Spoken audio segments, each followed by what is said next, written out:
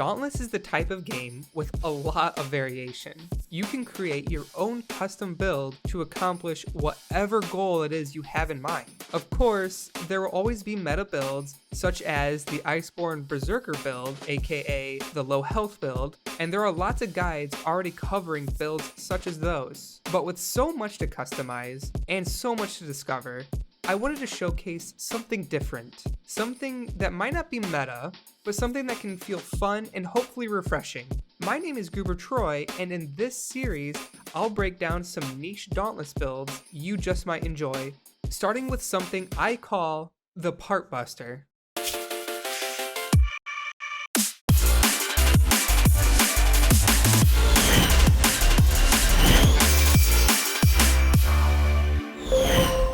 Starting out, let's go over our weapon of choice, the Warpike.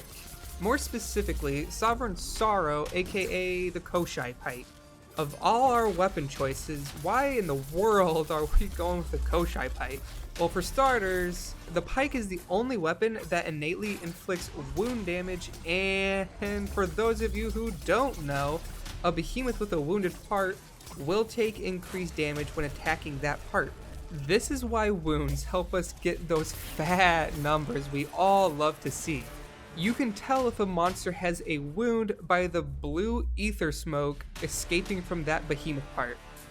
Now that we have the main reason for using the Warpike out of the way, why are we using the Koshai variant?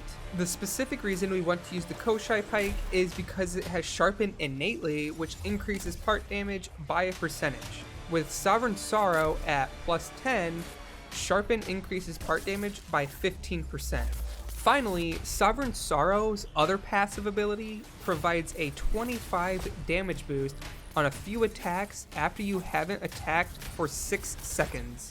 Basically, this weapon is the complete package. It can inflict wounds, can buff part damage, and it can buff your attacks by 25%, further speeding up the part breaking process, the wounding process. It just helps all around. As for the mods we're using with this bad boy, we've got Concussive Payload and Munitions Amplifier. Concussive Payload is where the majority of our part damage burst will come from, and Munitions Amplifier lets us passively charge our ammo while we are in our ammo building phase. We'll cover the ammo and the ammo building phase in a further section. From here, we move to the armor pieces. The armor pieces used are the Hellion Helm, Quillshot Chest, Gnasher Hands, Koshai Legs, and the Drask Lantern. Seeing the armor, you can probably start to piece together how this build is supposed to function. The Hellion Helm's innate ability is Rage Hunter, which increases damage dealt against enraged behemoths by a percentage. The Quillshot Chest ability, Savagery, increases damage dealt against wounded parts by a percentage. And this perk is where we really start to ramp up our part damage. The Gnasher Gloves, similar to our helm, have Rage Hunter. With the gloves and the helm at plus 10, you will max out Rage Hunter at plus 6, giving you a 40% damage buff against enraged behemoths. The Koshai Legs come with the Predator ability.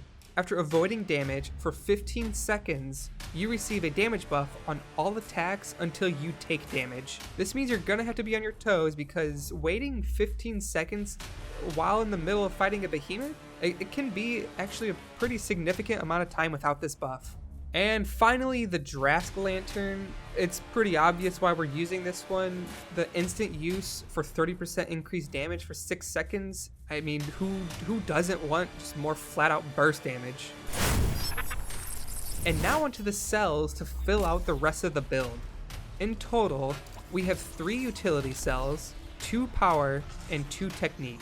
3 utility cells isn't ideal, but we definitely can make it work. In these 3 utility cells, we want 2 plus 3 conduit cells and 1 Aetheric Attunement. These 2 cells synergize well together thanks to Conduit increasing attack speed whenever you use your Lantern's hold ability, and Aetheric Attunement speeding up the Lantern charge time. Conduit is a strong ability because it speeds up our ammo building phase a tad with the 25% increased attack speed. Conduit is also a team-friendly perk, so yay, go team! For the power cells, we want to use 1 plus 3 Sharpen and 1+3 Overpower. The Sharpen cell lets us max out Sharpen, giving us a 30% increase to part damage, as well as a 100% part damage buff if you dodge through a behemoth attack. Overpower is here because behemoths who are staggered become such easy targets to break parts on. Overpower gives us a solid 25% damage buff in those instances. Note that if you expect the behemoth to be staggered quite often, replace the +3 Sharpen cell with a second +3 Overpower cell, which will bring us to a 70% damage buff against behemoths who are staggered. Finally, in the technique cells, we want 1+3 Predator, and we want 1+3 Savagery. The +3 Predator lets us max out the perk, reaching that juicy 35% damage buff. Meanwhile, Savagery gets us to +6, granting us a massive 100% damage increase when we're hitting wounded parts. Overall, this should leave us with the following perks. When running this build, I like to think of it as 3 main phases for your big burst damage. Phase 1 is creating the wound. This is essentially what this whole build revolves around, so, I ideally keep hitting the same part and focus on opening those wounds. To help speed up that process, I suggest applying an Insight Tonic, which will increase your wound damage dealt by 40%. Phase 2 is storing the highest quality ammo, and this is done by making use of Munitions Amplifier, and it can be done during phase 1 while you're creating the wound. You really don't have to be greedy when it comes to storing your ammo. I tend to store ammo when the special meter is around halfway instead of like a full meter. You don't have to do that. The main thing is to ensure that by the time the wound has been created, you've given Munitions Amplifier enough time to cook all 3 of your shots to the highest possible potency. Phase 3 is what I like to call the ammo dump phase. This is the fun part, the point where we start to see those really big yellow numbers fly around the screen, and the behemoths start to yell in pain, and parts go flying everywhere. When you enter this phase, you want to try having 3 things available. The first is Sovereign Sorrow's 25% increase to damage. If you have a +10 Sovereign Sorrow, you will have 5 amplified attacks. These amplified attacks also apply to the ammo you use, so it's a pretty nice boost to the damage. The second is Predator. Having that 35% increase to all damage obviously includes the ammo too, but if you're missing out on the buff, I'd advise against waiting the 15 seconds to have it reapplied, because like my mama always said, if you see your opening, take it. The third thing is making sure the Drask Lantern instant ability is ready to go. This is pretty easy to manage because obviously it's player controlled, although some of us might not have the best self-control, but when you're entering the ammo dump phase, having that 30% increased damage is obviously a pretty nice buff to have. If you have all 3 buffs active and you manage to land all 3 shots on the wound, there is a decent probability the part will break from those first 3 shots you fire. This will cause the behemoth to recoil, giving your hunt party more time to lay down even more damage, and from here you just need to rinse and repeat until all parts on the behemoth have been broken or the fight is won.